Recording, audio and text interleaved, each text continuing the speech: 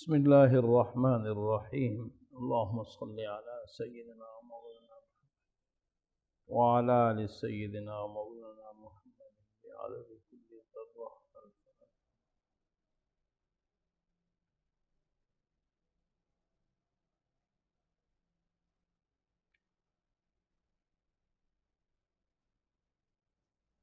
ادغام الحرفین المتقاربین فی کلمت و فی کلمتین.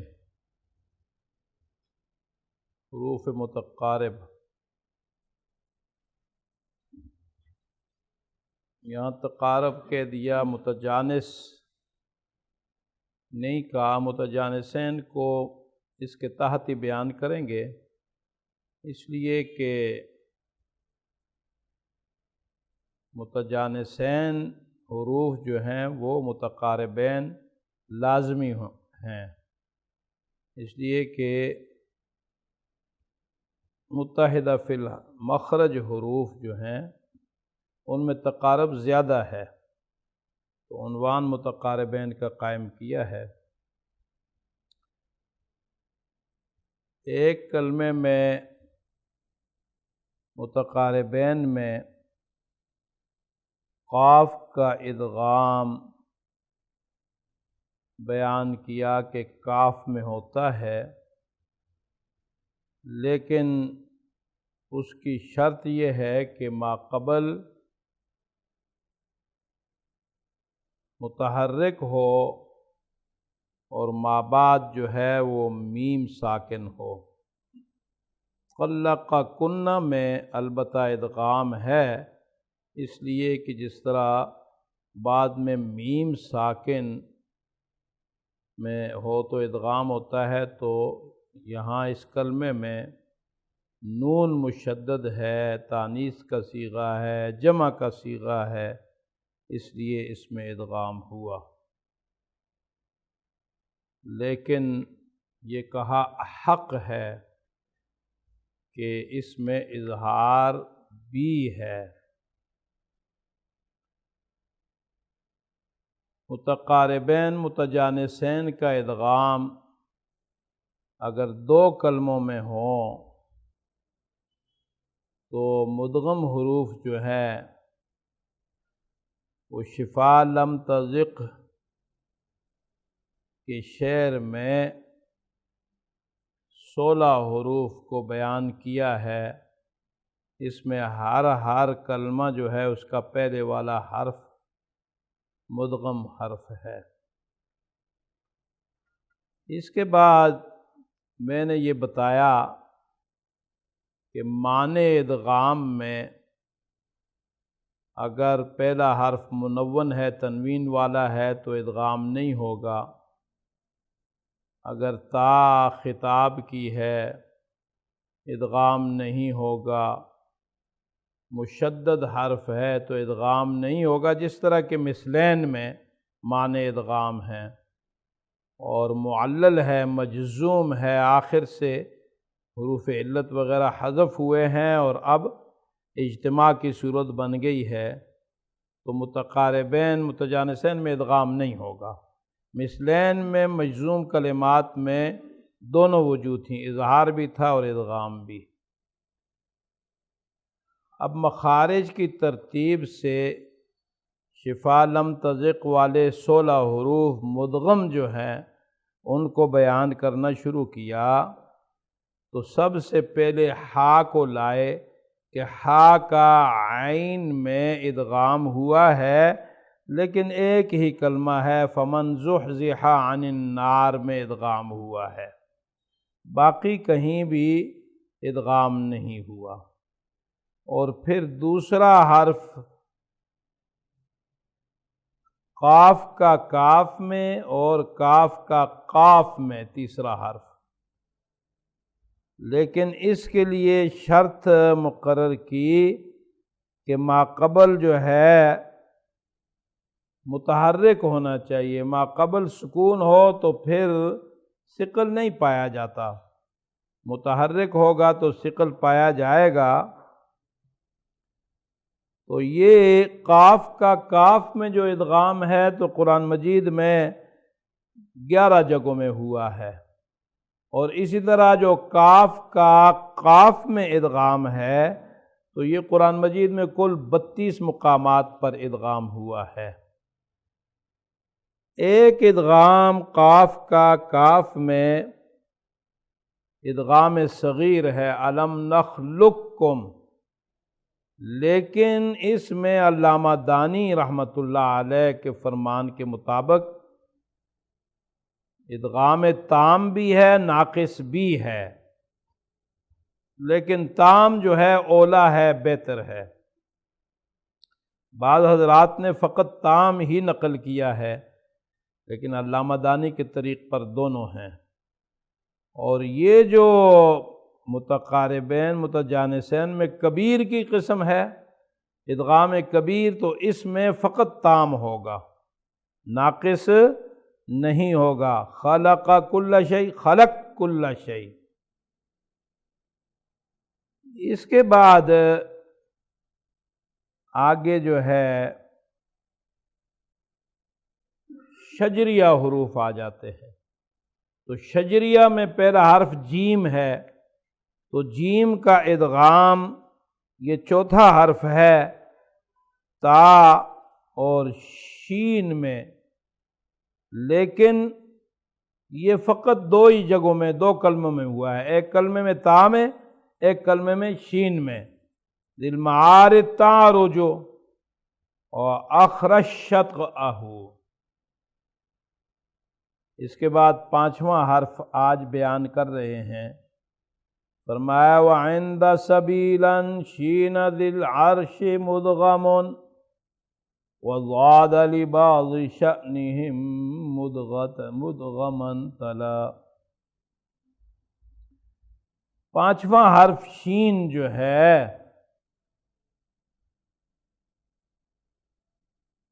سبیلاً کے سین میں اس کا ادغام ہوا ہے، شین کا، ذی العرش سبیلا، اور چھٹا حرف شین کے بعد،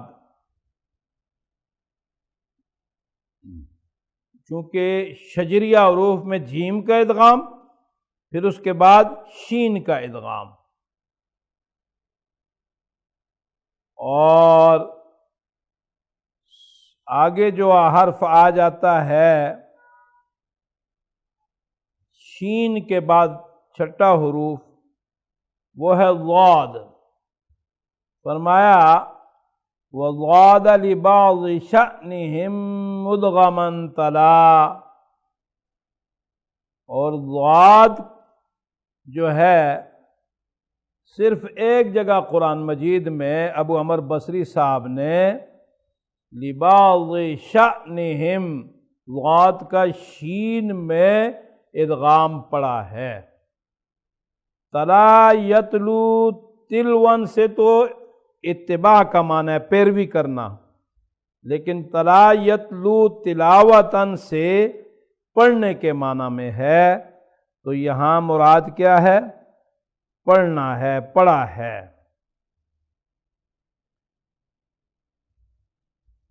یہ ضاد کا صرف شین میں، بعض حضرات نے بعض دوسرے حروف میں بھی ادغام نقل کیا ہے، الارض شیئا میں، اسی طرح الارض شقا میں، ابن یزیدی صاحب ہیں زا اور ذال میں بھی ادغام کرتے ہیں، اسی طرح ابن غالب صاحب تا میں بھی ادغام کرتے ہیں، انقض ظہرک، انقض ظہرک پڑھتے ہیں، لیکن یہ ساری شاذ قراتیں ہیں۔ جو متواتر قرات ہے اس میں ضاد کا ادغام جو ہے وہ شین میں ایک ہی جگہ ہوا ہے، اور اس کی کچھ وجوہات بھی ہیں۔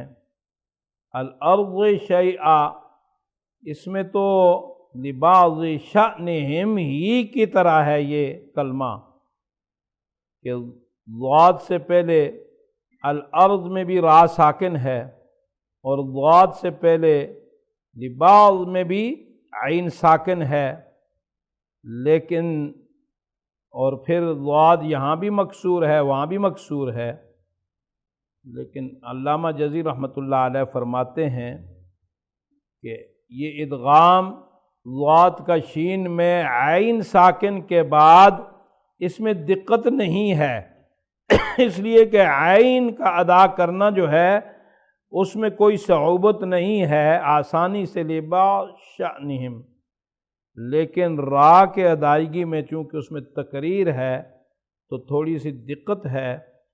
دوسری اصل بات جو ہے وہ تواتر سے، سنت سے، سند سے اسی ایک کلمہ میں ادغام ثابت ہے۔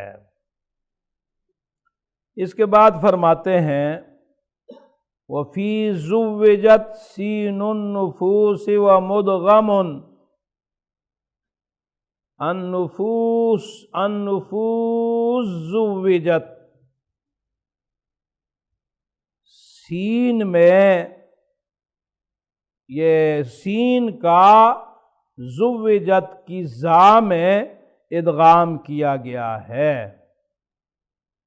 اور اسی طرح سین کا شین میں بھی ادغام ہوا ہے، لیکن یہ بھی مخصوص کلمہ ہے الرأس شیبہ،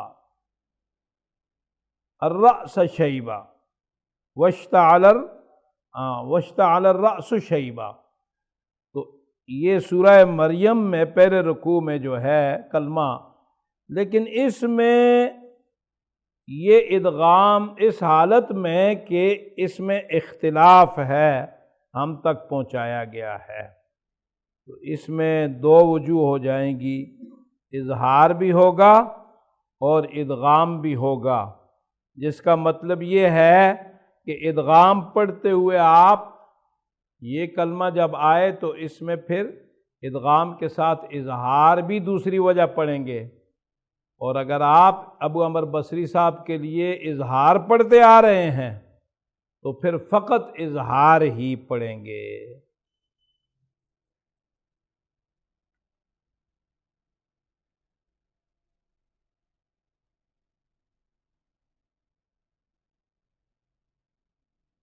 اب یہ صورت جو ہے لا یظلم الناس شیئا، اس میں بھی صورت پائی جاتی ہے، لیکن اس میں فقط اظہار ہی ہے۔ تو جہاں خاص کلمہ بیان کیا میں نے شروع میں بتا دیا تو اسی کلمے سے مخصوص ہے، اور جہاں کلیہ بیان کریں گے تو وہاں پہ پھر باقی کلمات بھی ہوں گے جہاں کہیں وہ صورت پائی جائے گی۔ اس کے بعد فرمایا وَلِلدَّالِ کِلْمٌ تُرْبُ سَهْلٍ ذَكَا شَذَا ضَفَا ثَمَّ زُهْدٌ صِدْقُهُ ظَاهِرٌ جَلَا۔ یہ کلمن سے ترب و سہلن الاخری یہ بدل واقع ہوگا، اور کلمن مبتدا اور للدال یہ اس کی خبر ہے۔ زکا اشتعال النار بھڑکنا، شذا حدت الرائحہ خوشبو کا پھیل جانا، اور جلا جلا ظاہر کے معنی میں ہے، یہ فاعل سے تمیز ہے۔ لغوی لفظی معنی آپ دیکھ لیں، فرماتے ہیں کہ ترب و سہلن، سہل ابو محمد بن عبداللہ تستری رحمۃ اللہ علیہ جو ایک بڑے ولی کامل تھے، ان کے بارے میں بے شمار باتیں مشہور ہیں۔ بعض حضرات نے یہاں تک کہا کہ ان کو وعدہ الس جو تھا وہ بھی یاد تھا، جھوپڑے میں رہتے تھے اور اس میں ان کا گھوڑا بھی ہوتا تھا، اپنی عبادت بھی کرتے تھے، اور جب جہاد کے لیے جاتے تو اس کو گرا کے چلے جاتے تھے، واپس آتے پھر بنا لیتے۔ ولی کامل تھے، تو فرمایا کہ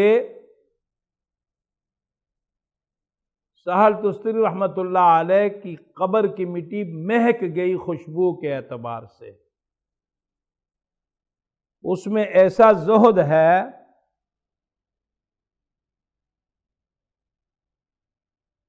کہ اس کی سچائی دور دراز تک پھیل گئی، واضح ہو گئی۔ یا ہر ایک مومن جو ہے اس کی قبر جو ہے اس پر خوشگوار ہو جاتی ہے، ہر ایک مومن قاری، اور دنیا سے بے رغبتی اور آخرت کا دھیان، اللہ کی رضا، اس کی سچائی دنیا پر ظاہر ہو جاتی ہے۔ دال کے مدغم فی حروف، فرمایا یہ جو شعر ہے اس میں ہر کلمے کا پہلا پہلا حرف ہے۔ ترب سہل زکا شذا وفا، آگے ثم زہد صدقہ ظاہر جلا، یہ 10 حروف دال کے مدغم فی ہیں، لیکن دال کے لیے یہ شرط لگائی ہے کہ وَلَمْ تُدْغَمْ مَفْتُوحَةً بَعْدَ سَاكِنٍ، یہ دال ان 10 میں سے کسی میں بھی مدغم نہیں ہوتی کہ خود مفتوح ہو، مفتوحتاً، مفتوح ہونے کی حالت میں، بعد ساکن، ساکن کے بعد، بحرف، کسی حرف میں بھی، کسی حرف میں بھی اس کا ادغام نہیں کیا گیا، بغیر تا، الا تا کے سوا، تا کا تا میں تو ادغام ہوگا، لیکن باقی کسی حرف میں 9 حروف میں سے کسی میں بھی ادغام نہیں ہوگا اگر دال مفتوح ہے اور ما قبل ساکن ہے۔ تو اس اعتبار سے دال کی 3 حالتیں ہوئیں۔ ایک حالت یہ ہے کہ دال مفتوح ہے اور ما قبل متحرک ہے، تو دال کا ادغام ہوگا۔ دال مکسور ہے، مضموم ہے، یعنی دال پر کوئی بھی حرکت ہے لیکن ما قبل اس کا متحرک ہے تو پھر ادغام ہوگا۔ دوسری صورت یہ ہے کہ دال مفتوح نہیں ہے، دال مکسور ہے یا مضموم ہے، تو ما قبل ساکن بھی ہے، ما قبل متحرک بھی ہے، تو اس صورت میں بھی ادغام ہوگا۔ فقط ایک صورت ہے تیسری کہ دال پر فتحہ ہو اور ما قبل اس کا ساکن ہو، تو اس صورت میں ادغام نہیں ہوگا، بغیر تا کے بغیر، چونکہ دال اور تا دونوں متجانسین ہیں تو تجانس کی وجہ سے ثقل زیادہ پایا جاتا ہے، تو تا میں تو ادغام ہوگا، باقی حروف میں نہیں ہوگا۔ لیکن یہ صورت 2 کلموں میں پائی گئی ہے۔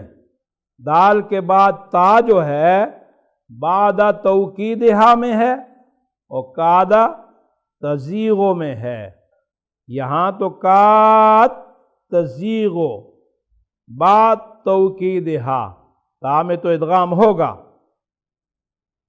اور باقی کسی حرف میں نہیں ہوگا۔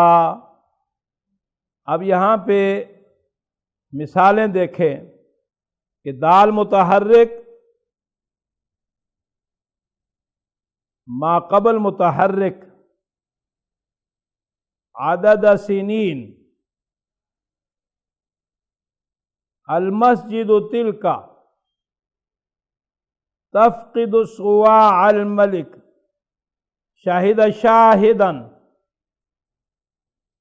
اب اس میں تو ادغام ہوگا، اس لیے کہ دال پر زبر ہے کہ زیر ہے کہ پیش ہے، ما قبل اس کے ساکن نہیں بلکہ متحرک ہے.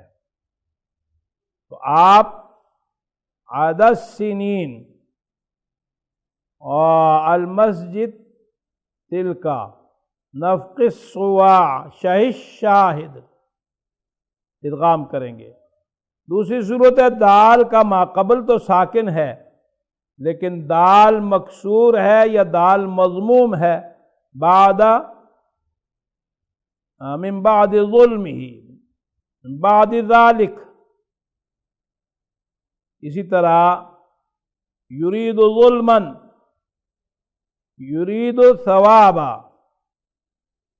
ترید زینتا من بعد ضراء. اب ان مثالوں میں آپ دیکھیں کہ دال جو ہے مفتوح نہیں ہے، ما قبل ساکن تو ہے لیکن دال مفتوح نہیں ہے، تو آپ من بعد ضراء پڑھیں گے. تیسری صورت جو ہے لداود سلیمان بعد ذالک بعد ثبوتها داود شکرا داود زبورا. اس طرح کی مثالوں میں ادغام نہیں ہوگا، اس لیے کہ دال مفتوح ہے اور اس کا ما قبل جو ہے وہ ساکن ہے. آگے فرمایا وفی عشرہا والطاء تدغم تاؤہا وفی احرف وجہان عنہ تحللا. وفی عشرہا، ہا کا مرجع دال ہے، اس دال کے مدغم فی 10 حروف جو بیان ہوئے ہیں. والطاء اور 11واں حرف طا تدغم تاؤہا، تا کا ادغام ان میں ہوتا ہے، ان میں تا مدغم ہوئی ہے. تا و ہا کا مرجع وہ 16 حروف ہیں، وہ 16 حروف مدغم فی جو ہے ان میں کی تا کا ادغام. وفی احرفن، اور چند کلمات ایسے ہیں کہ جن میں وجہانی دو وجہ ہیں، اظہار بھی ہے ادغام بھی ہے. عنہ ای عن ابو عمر البصری، ابو عمر بصری سے تحلل روشن ہو گئی ہیں. ابو عمر بصری سے دو وجوہ یعنی اظہار و ادغام روشن ہو گئی ہیں. اور وہ کلمات کون سے ہیں آگے بتا رہے ہیں. فما حمل التوراۃ، یہ ہے التوراۃ ثم. پھر فرماتے الزکاۃ، الزکاۃ ثم قل، تو کہہ دے وقل آت ذی القربى، اور تو بیان کر کے آت ذی القربى بھی ہے، اس میں بھی 2 وجوہ ہیں. ولتأت طائفۃ، اس میں بھی 2 وجوہ ہیں. اور یہ خلاف جو ہے بلند ہو گیا ہے، اعلیٰ، یہ اظہار و ادغام دونوں بلند ہو گئے. وفی جئت شیئا اظہروا لخطابہ، البتہ جئت شیئا میں اظہار کیا ہے اس کا خطاب والا صیغہ ہونے کی وجہ سے. وَنُقْصَانِهِ، یہ اس پر تفریعاً کہہ دیا کہ اس کے حرف جو ہے وہ بھی کم ہیں، لیکن حروف کم ہونا دلیل نہیں، یہاں پر اصل بات صیغہ خطاب ہونا دلیل ہے.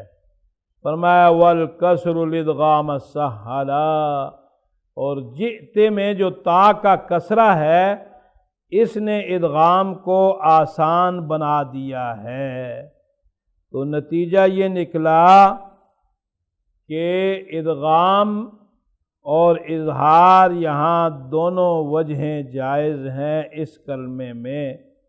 باقی جو اوپر کلمات بیان ہوئے ہیں وہ بھی انہی میں شامل ہیں، اور یہاں جئت شیئا میں اس کی توجیہ بھی بیان کر دی ہے۔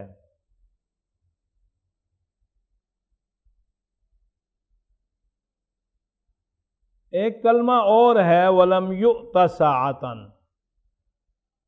تو یہاں تا کے بعد سین ہے، لیکن یہ جازم کی وجہ سے آخر میں اس کے حذف ہوا ہے، جس کی وجہ سے اس میں ادغام نہیں ہوگا۔ اب آپ ان میں غور کریں تو یہ جو حروف بیان کیے ہیں ان میں متجانسین کون سے ہیں؟ اب تا کا طا میں ادغام یہ تجانس ہے، بات سمجھ آئے گی؟ وہاں دال کے ساتھ دال کو نہیں بیان کیا تھا، اس لیے کہ دال کے ساتھ دال کا بیان مثلین میں ہو گیا، اور یہاں تا کے ساتھ اگر اس کا ذکر آ گیا ہے ضمناً آ گیا ہے، بات سمجھ آئی کہ نہیں؟ وَلِلدَّالِ کِلْمٌ تُرْبُ سَهْلٍ، تُرْبُ سَهْلٍ یہاں تا ہے تو کہا وفی عشرہا، تو عشرہا میں تا بھی آ گیا، تو تا کا ادغام تا میں مثلین کے قبیل سے ہے۔ اب یہاں چونکہ اشارہ کرنا تھا دال کے مدغم فی کا، تو وہ 10 ہیں تو اس لیے ضمناً اس میں تا بھی آ گیا ہے، تو باقی رہ جاتے ہیں تا کو نکالیں، تا کا تا میں ادغام مثلین، اب باقی 10 رہ جاتے ہیں۔ اب وہ 10 جو ہیں ان میں تا کا طا میں ادغام جو ہے وہ متجانسین کی قبیل سے ہے، اور باقی حروف میں جو ادغام ہے وہ متقاربین کے قبیل سے ہے۔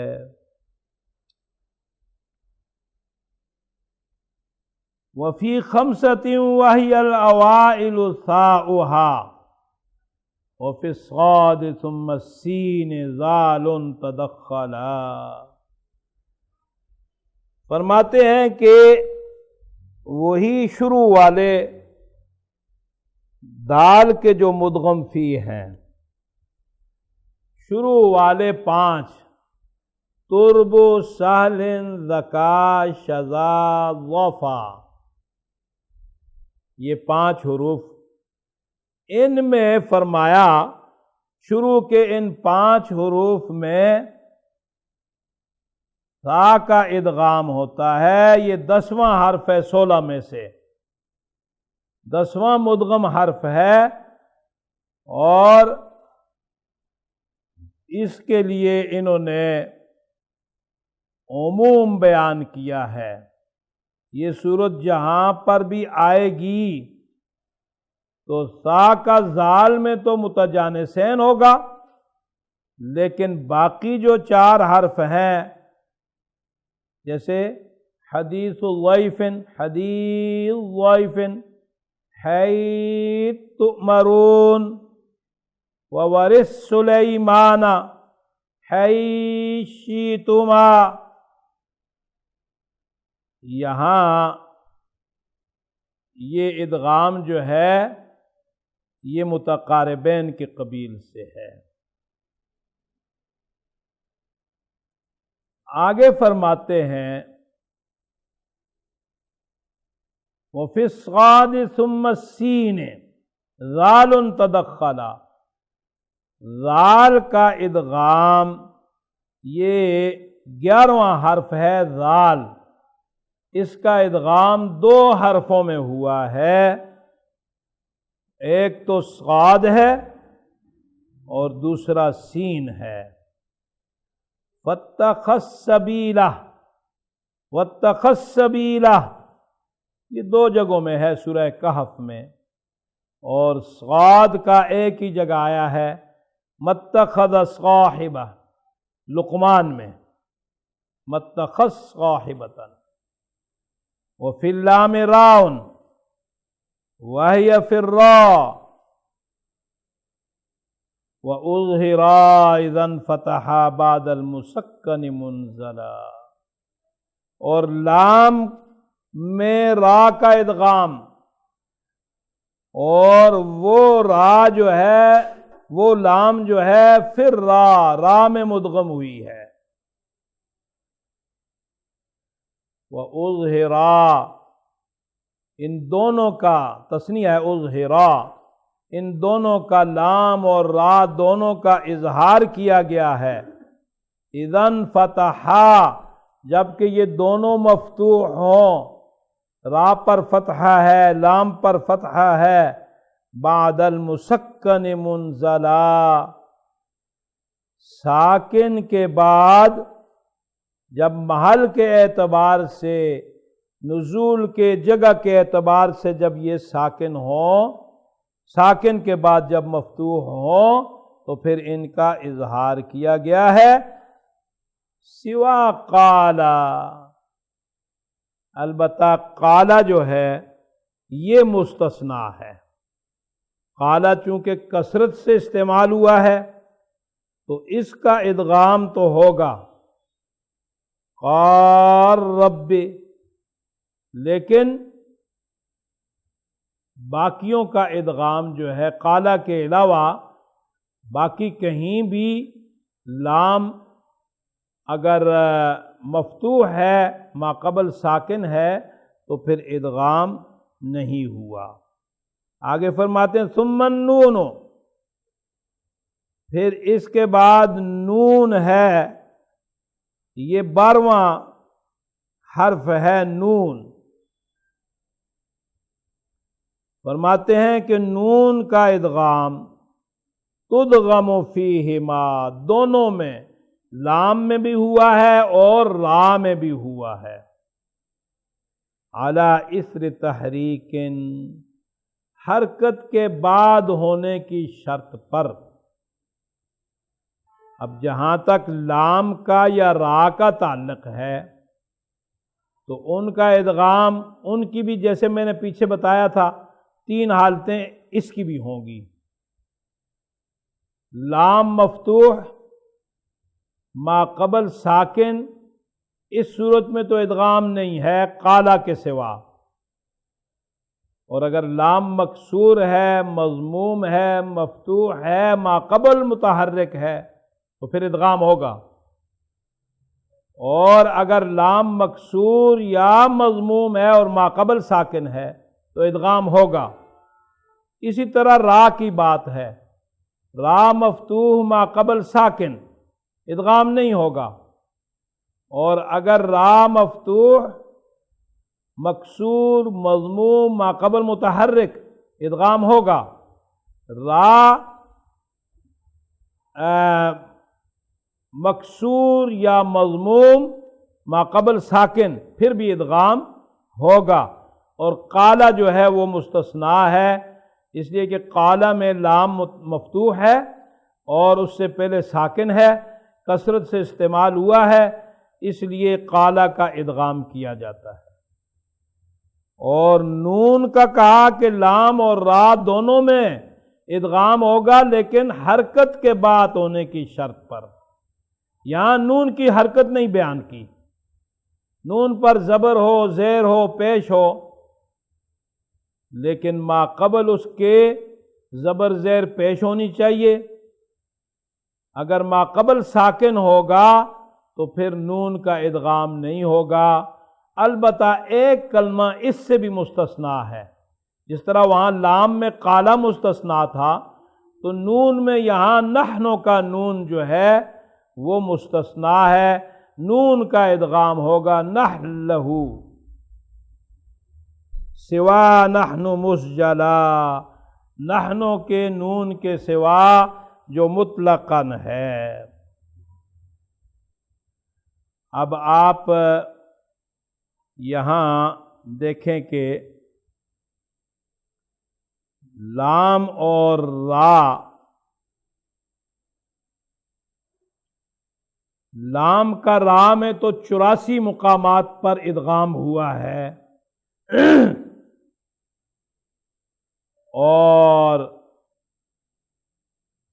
را کا لام میں نے بتایا تھا کہ وہ 5 کلمات ہیں۔ اسی طرح قالا جو ہے، قار رب، قار رجل، قار رجلان، قار رب، قالا کا را میں رب میں تو نص ہے ابو عمر بصری صاحب سے، یزیدی صاحب سے کہ ادغام کیا ہے، لیکن قار رجل میں نص نہیں ہے، اس طرح قار رجلان میں بھی نص نہیں ہے۔ تو شروع میں نے بتایا تھا کہ یہ قیاس مقید ہے، قیاس مطلق تو قرات میں جائز نہیں ہے، لیکن قیاس مقید کہ اب دیکھیں کہ قالا کو مستثنیٰ کیا، اور قالا رب میں تو ادغام جو ہے وہ سندن سنت سے ثابت ہے، نص سے ثابت ہے۔ اب قار رجلان یا قار رجل میں نص نہیں ہے، تو اس پہ اس کو قیاس کر دیا کہ اس کا نص نہ ہونے کی وجہ سے حکم معلوم نہیں تھا، تو اس کو بھی اس نص پہ جو ہے قیاس کر دیا، اور حقیقتاً یہ قیاس نہیں ہے، ایک ہی قسم کے کلمات ہیں۔ اس کو قیاس، اگر قیاس کہیں تو یہ قیاس مقید ہوگا جو جائز ہے، لیکن قیاس مطلق جو ہے وہ قرات میں جائز نہیں ہے۔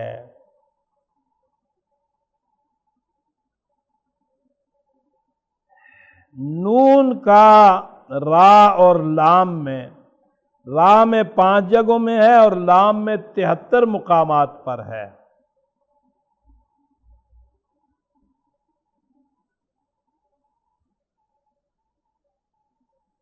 را کا لام میں غلط ہو گیا تھا، 5 کہہ دیا، 85 مقامات ہیں۔ را کا لام میں ادغام 85 مقامات پر ہے، اور یہ جو 5 جگہوں میں ادغام ہے یہ را کا لام میں ہے۔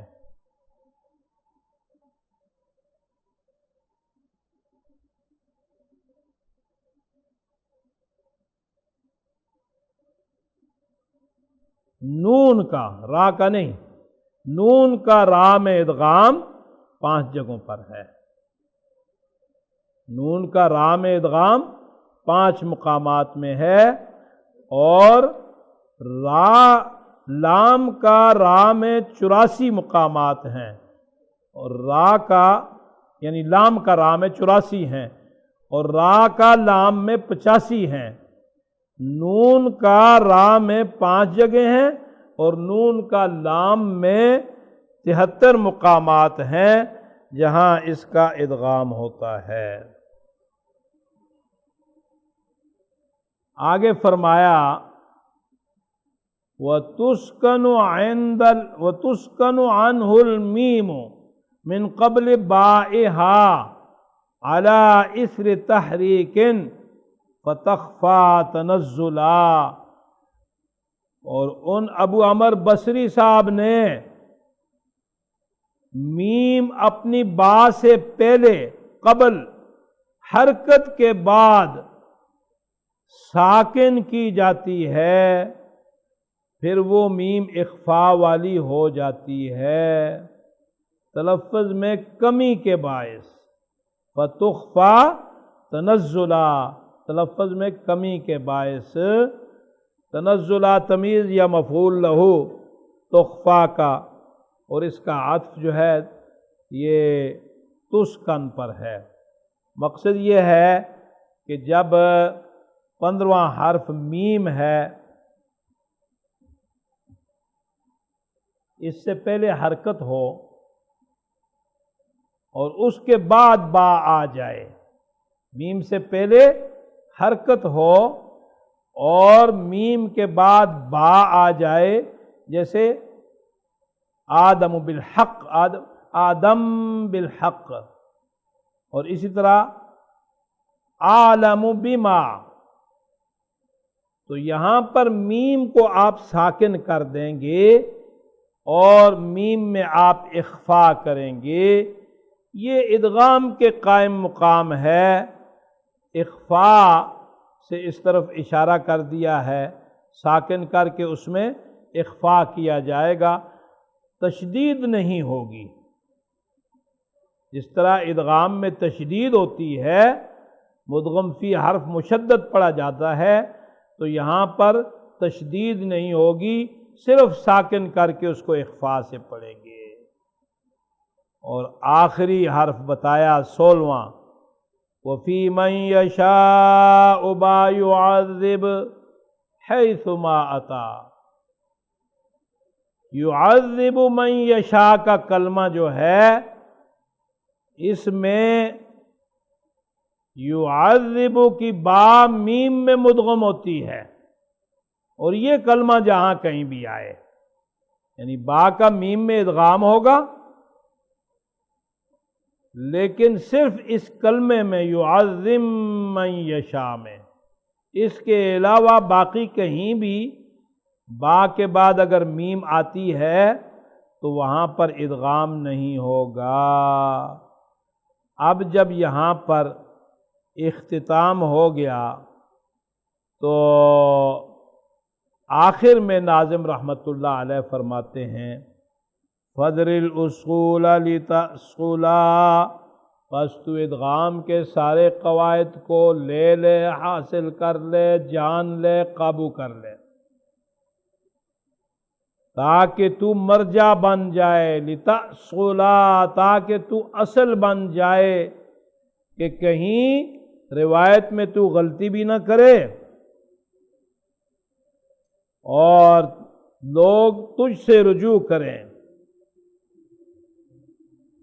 اور تأصلا لتشرف، یا اصلاً،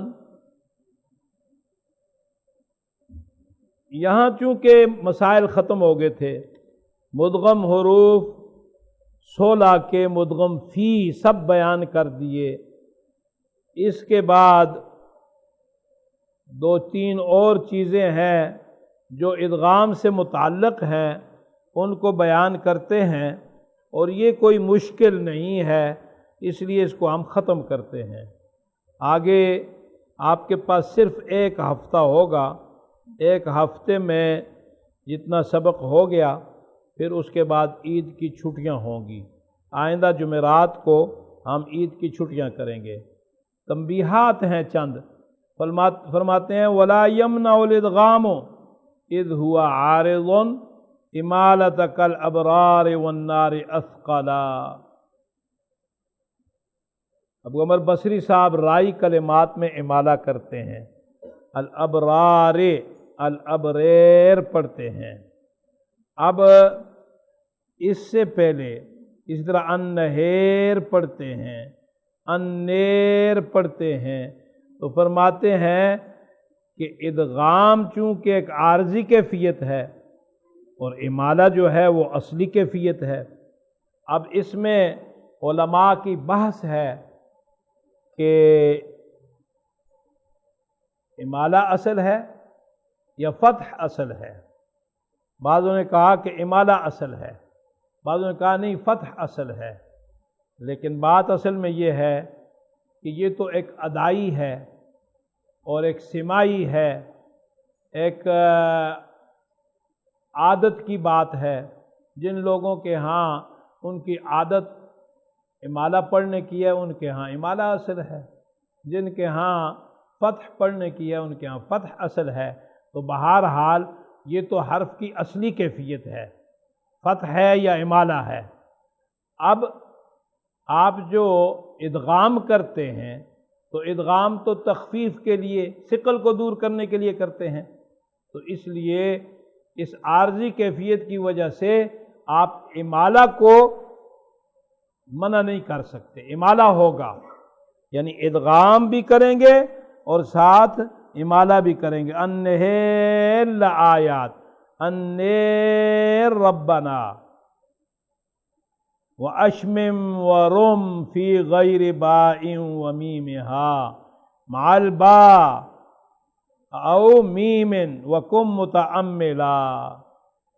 دوسری بات یہ بتائی کہ اشمام بھی کر اور روم بھی کر ادغام میں، جس طرح وقف میں آپ حرکت کے اظہار کے لیے اشمام بھی کرتے ہیں اور روم بھی کرتے ہیں، تو ادغام بھی تخفیف کے لیے، تخفیف کے لیے ثقل کو دور کرنے کے لیے کیا جاتا ہے، وہاں وقف بھی تخفیف کے لیے ہے، تو وہاں جیسے حرکت کے اظہار کے لیے آپ روم یا اشمام کرتے ہیں تو ادغام میں بھی آپ روم یا اشمام کر سکتے ہیں، البتہ فی غیر باء ومیمہا مع الباء او میم، میم کے بعد با کے بعد با آ جاتی ہے، میم کے بعد میم آ جاتی ہے، تو ان میں روم و اشمام مشکل ہے، کیونکہ یہ شفت سے ادا ہوتے ہیں، اور جب با کا با میں ادغام آپ کر رہے ہوں گے تو پھر وہاں سے فوراً ہی ہونٹوں کو گول کرنا یا حرکت کا تیائی ایسا ادا کرنا مشکل ہے، صعب ہے، لیکن ناممکن نہیں ہے، مشق سے تعلق رکھتا ہے، ناجائز نہیں ہے۔ بات سمجھ آئی کہ نہیں؟ اور فرمایا حکم متعملہ، تو غور کرنے والا بن، تو غور اس میں یہی ہے کہ چونکہ یہ دونوں شفت سے ادا ہوتے ہیں۔ وَإِدْغَامُ حَرْفٍ قَبْلَهُ سَاكِنٌ عَسِيرٌ، ایسے حروف کا ادغام کہ ان سے پہلے صحیح ساکن ہو، الف واو یا مدہ یا لین ہو، تو وہاں تو ادغام مشکل نہیں ہے، جیسے الرحیم ملک، الانفال للہ، تو وہاں تو آپ مد کریں گے اور ادغام کر دیں گے، وہ مد لازم کی صورت بن جائے گی۔ لیکن اگر صحیح ساکن ہے، جیسے یہاں مثالیں لائے ہیں العفو وامر، اب اس میں عفو فا ساکن ہے واو سے پہلے، اسی طرح من بعد ظلمہ دال سے پہلے عین ساکن ہے، فی المہد صبیہ الخلد جزاء، یہاں ما قبل صحیح ساکن ہے، تو صحیح ساکن کی وجہ سے ادغام مشکل ہے، عسیر ہے، تو فرماتے ہیں وَبِالْإِخْفَاءِ طَبَّقَ مَفْصِلًا، اور اخفاء کے ذریعہ، اخفاء صورت حرکت جس کو اختلاس کہتے ہیں اصطلاح میں، طبق مفصلا، تلوار ماری ہے جوڑ پر، طبق المفصل ای اصحاب الثواب،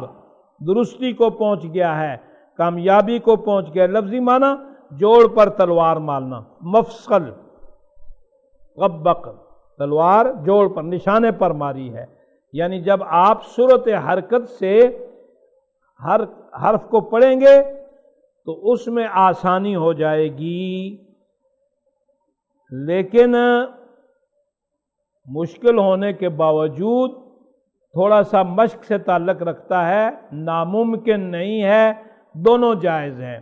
العفو وامر من بعد ظلمہ، اور العفو وامر من بعد ظلمہ، جس طرح آپ روم کرتے ہیں نا، اسی طرح کا اختلاس صورت سے حرکت کو ادا کر دیں گے۔ یہ مثالیں ساری بیان کی، فشمل، تو ان کو ضرور شامل کر لے، یہ فشمل یا فشمل دونوں ہے، ای عمم او اسرع،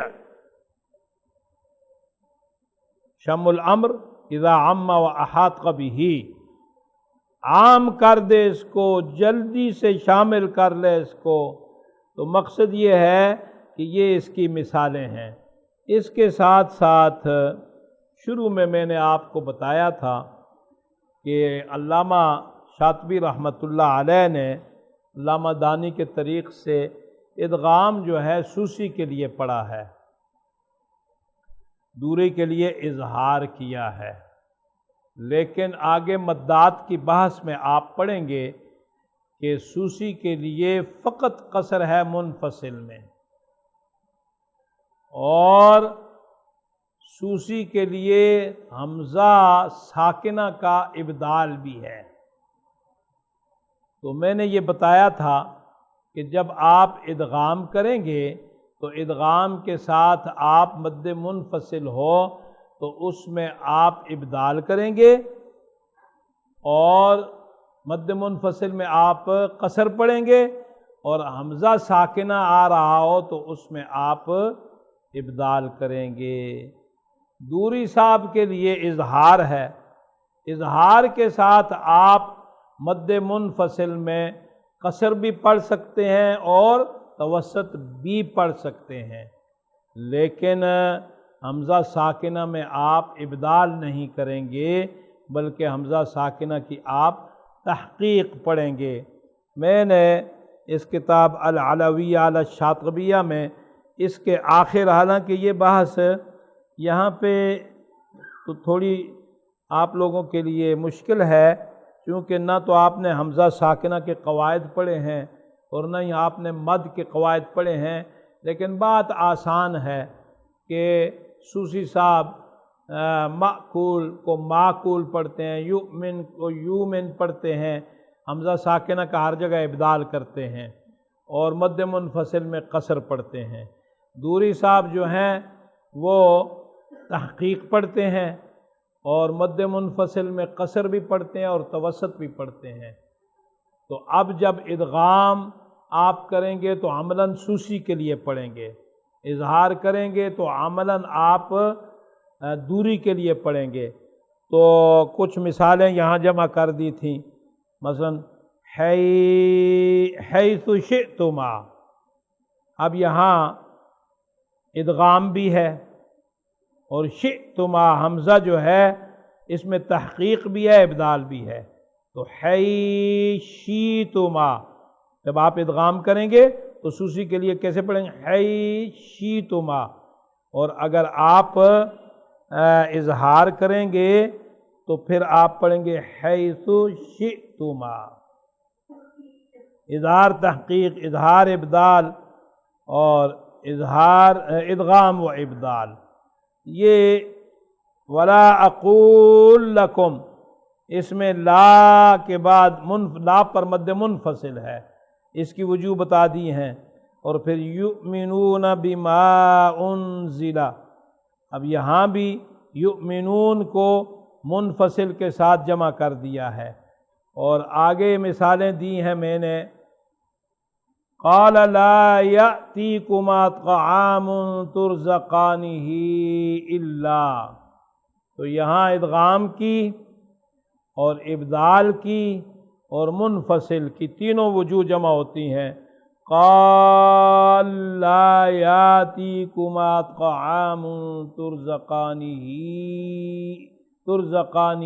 الا، تو یہاں کل 8 وجوہ نکلتی ہیں، اور ان میں سے 5 جو جائز ہیں۔ تو یہ انشاءاللہ جب آپ مدات پڑھ لیں گے تو تفصیل سے کتاب میں نے لکھ دیا ہے، اگر آپ اس کو سمجھ سکیں، یاد کرنی ہو تو اس سے یاد کر سکتے ہیں۔ وآخر دعوانا الحمدللہ رب العالمین۔ ادغام پر بہت زیادہ تکرار کریں اور محنت کریں۔ میں نے آپ کو بڑی آسانی کے ساتھ حروف کی ترتیب بتا دی ہے، مخارج کی ترتیب سے بڑا آسان ہے، اس لیے کہ جو وہ ترتیب 16 حروف کی تھی وہ مخارج کی نہیں تھی، شعر میں جو تھی، تو اس میں تھوڑی سی دقت پیش آتی ہے، اور ویسے مخارج کی ترتیب سے آپ کے لیے آسان ہے۔ تھوڑی سی توجہ دیں گے، تکرار کریں گے تو انشاءاللہ آپ کو یاد ہو جائے گا۔ کتاب سے فقط مطالعہ کرنا، اس سے فہم تو سمجھ تو آ جائے گی لیکن بات یاد نہیں رہے گی۔ یاد کرنے کے لیے بیان کرنا، آپس میں ایک دوسرے کے سامنے تکرار کرنا، یہ انتہائی ضروری ہے۔ جو ساتھی تکرار نہیں کرتے وہ پھر رہ جاتے ہیں۔ ہم آخر میں شاطبیہ میں 3 ساتھی رہ گئے تھے۔ ہم اس وقت کتابیں مکمل نہیں ہوئی تھیں، دورہ حدیث نہیں کیا تھا، شرح جامی وغیرہ تھوڑی کتابیں پڑھی تھیں۔ ہمارے ساتھ ایک عالم تھے، مولانا محمد حیات، کبیر والا کے فاضل تھے، وفاق کے بھی، وہ تکرار نہیں کرتے تھے۔ میرے ساتھ قاری عبدالکریم مرحوم شجاع آباد کے، وہ آنکھوں سے معذور تھے تو وہ مجبور بھی تھے، تو مجھے مجبور کر کے رات 2 بجے تک تکرار کرتے۔